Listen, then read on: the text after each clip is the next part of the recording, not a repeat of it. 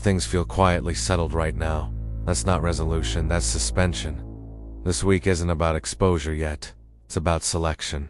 Stay with me, because by the end of the week, the sky makes it clear what cannot come forward, and what's being cleared so something else can. This is a threshold week. We move from pressure into pruning. Scorpio still holds the center of gravity early on. The sun finishes its passage through Jyeshtha, the Venus and Mercury still embedded in Scorpio's terrain.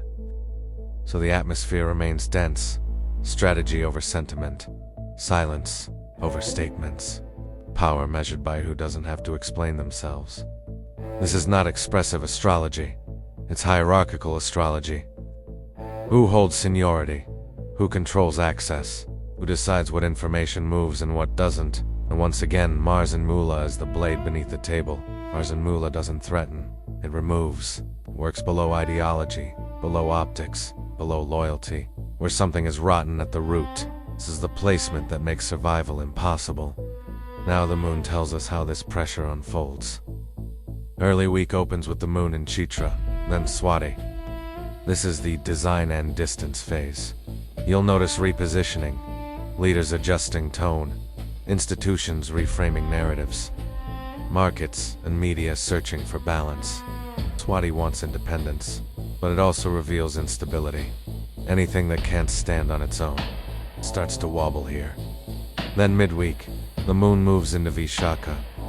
This is where ambition tightens, goals harden, negotiations stop being polite. Vishakha doesn't ask if the goal is achievable, it asks who is in the way. So midweek favors ultimatums, deadlines, and alliances formed strictly for outcome, not trust. Then comes the hinge of the week. The moon enters Anuradha, then Jyeshtha, and we approach Amavasya, the dark moon. This is a classic authority checkpoint. Anuradha tests loyalty, Jyeshtha tests legitimacy. Who has earned their position, was protected, and who is merely tolerated.